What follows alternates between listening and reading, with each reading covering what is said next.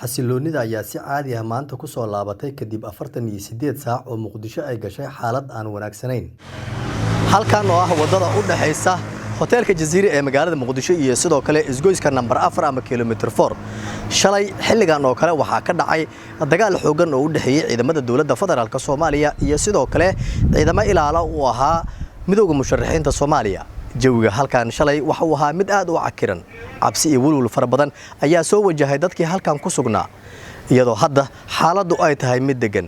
Ganacsiga iyo isu socodka ayaa sidiisii hore ku soo laabtay. Wadadan ayaa marin muhiim u ah garoonka Aadan Cadde ee magaalada Muqdisho, iyadoo dad badan oo shalay safri lahaa cabsi badan uu geliyay dagaalkii halkan ka dhacay.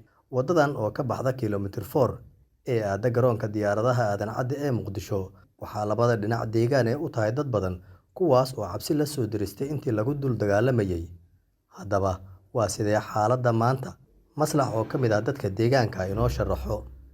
xaqiiqatan xilligan oo kale shalay iyo wixii ka dambeeyay iyo hadda farq weyn u dhaxeeyo. shalay barqadii waxaan ugu korkeena lagu dagaalamay. xaqiiqatan jawi waxaan galnay cabsi ah. laakiin maanta jawi wuxuu ku soo laabtay normal.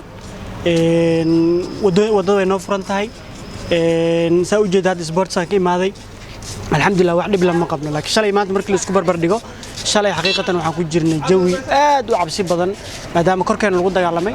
meesha musharaxiinta ay mudaharaad ka bilaabeen halkan uu ahaa markay xoogaa halkaas sii marayeen xabadda lagu bilaabay. annagana laamigaana degannahay, waa dareemi kartaa waxaa lagu soo yaacay dadkii bannaan baxay ciidanka iyo waxana xaafadda soo galeen.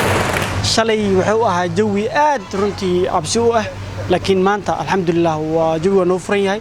hawla rabo meeshaan bajaaj ma mari jirin, laakiin mootooyinka caadiga iyo gawaarida caadiga way noo furan yihiin. eelboorka waa furan yahay alxamdulillah. ciidamadii halkan ku dagaalamay ayaa goobahooda ku kala sugan. dadku walwal la'aan ayay wadada hadda marayaan, inkasta oo weli xal aan laga gaarin sababta keentay weerarkii Muqdisho ka dhacay ee u dhaxeeyay ciidanka dawladda iyo sidoo kale askar ay wateen midowga musharaxiinta. Ra'iisul Wasaare Maxamed Xuseen Rooble oo golinkii dambe shalay warbaahinta la hadlay ayaa sheegay in diyaar uu yahay cid kasta oo tabasho qabta, inkastoo dhanka musharaxiintana ay qabaan qaarkood oo warbaahinta la hadlay in marna aanay la tartami doonin madaxweynaha dawladda federaalka Soomaaliya Maxamed Cabdullaahi Farmaajo oo waqtigiisa uu dhamaaday, maadaama ay tilmaameen in uu yahay dagaal ooge. Maxamed Cabdi Xasan, Kalsan TV, Muqdisho.